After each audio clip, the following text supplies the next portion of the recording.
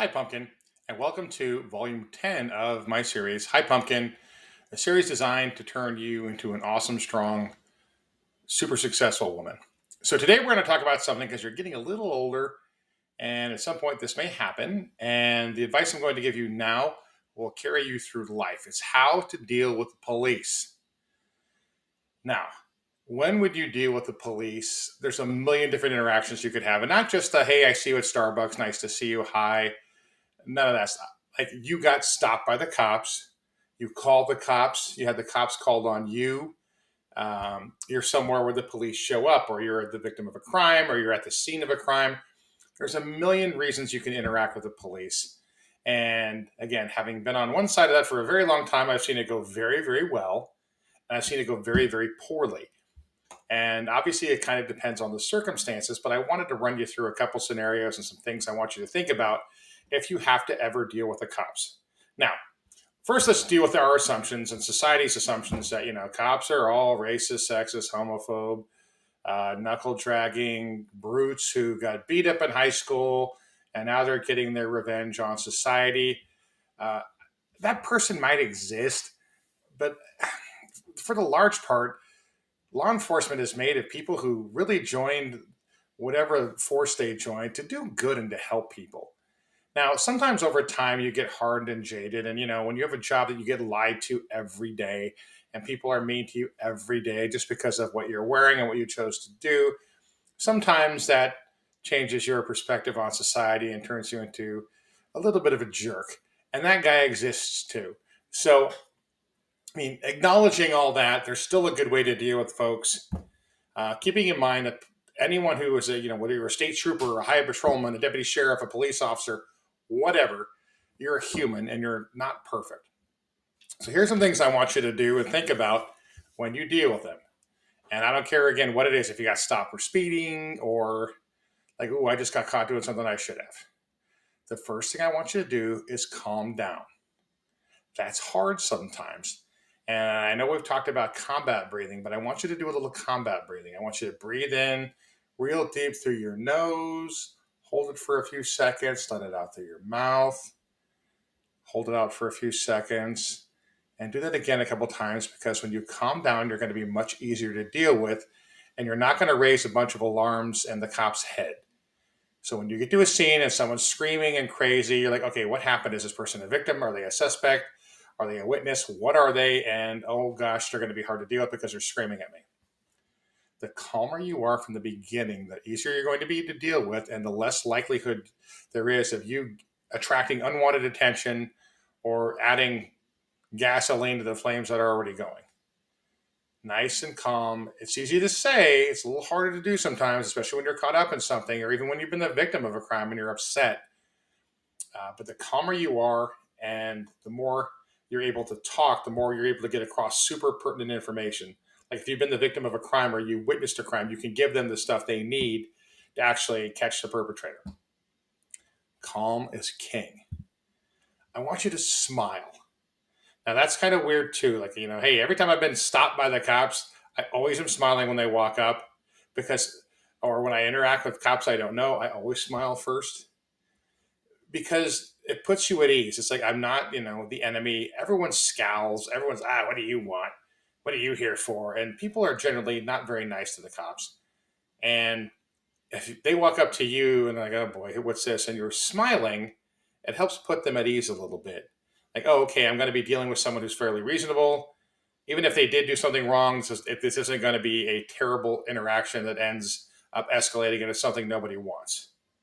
So smile. Keep your hands open and where they can see them. So don't keep them in your pockets. Don't have them under your jacket.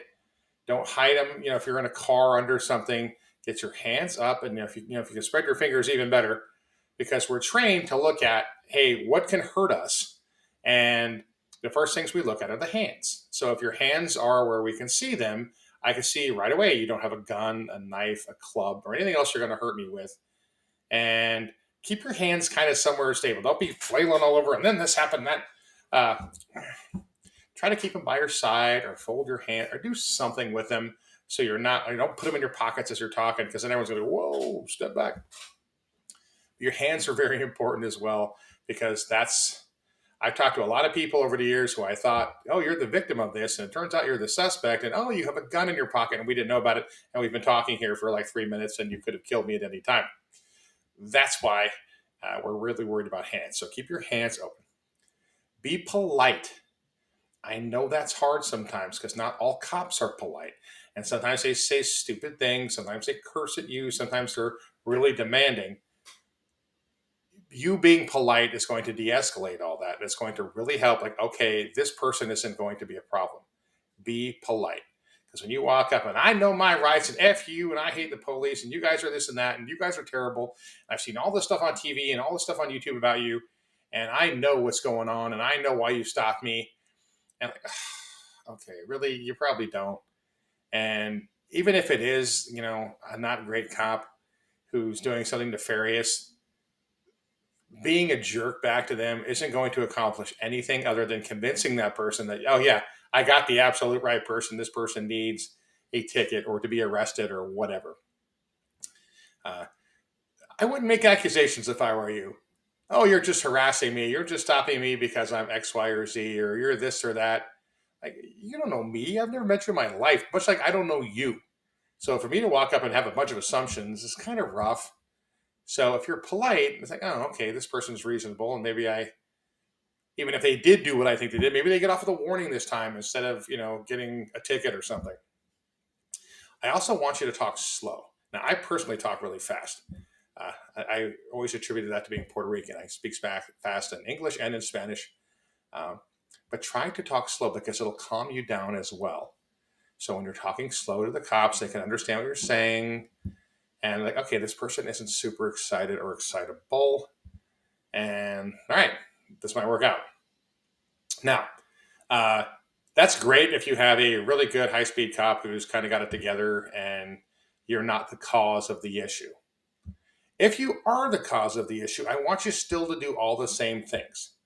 Now, this still may not end up like you wanted to. You may have crossed the line. You may need to be arrested. And if you do have to get arrested, for God's sakes, cooperate.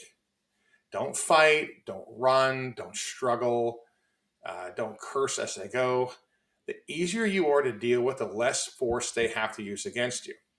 Now, keep in mind, pretty much every cop in the country now wears a body-worn camera, and they have cameras on the cars and in the cars, and we videotape everything. And you don't want to be on tape in court a month later going, well, this guy did this and this, and I was mad because of that, and then they show the video of you, and it's embarrassing. It's much better when you cooperate. Like, okay, you got me. There's going to be consequences. Even if you disagree with what the cop's doing or you think you're innocent, it's much better to fight the case later in court with a lawyer where it's safe than to try to physically do something on the street. And I've seen this again and again. This is how all these big national events happen, and it starts with people resisting arrest. And whether the arrest is valid or not, again, that's something that we can hash out later, but you live through the experience.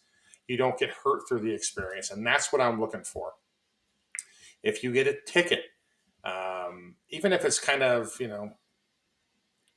how should I say, ticky-tack, just sign the ticket. I'm not signing that. I didn't do that. I was only going 45, not 55. Like, okay, again, that's something you can argue in court, because arguing with the cop isn't going to accomplish anything.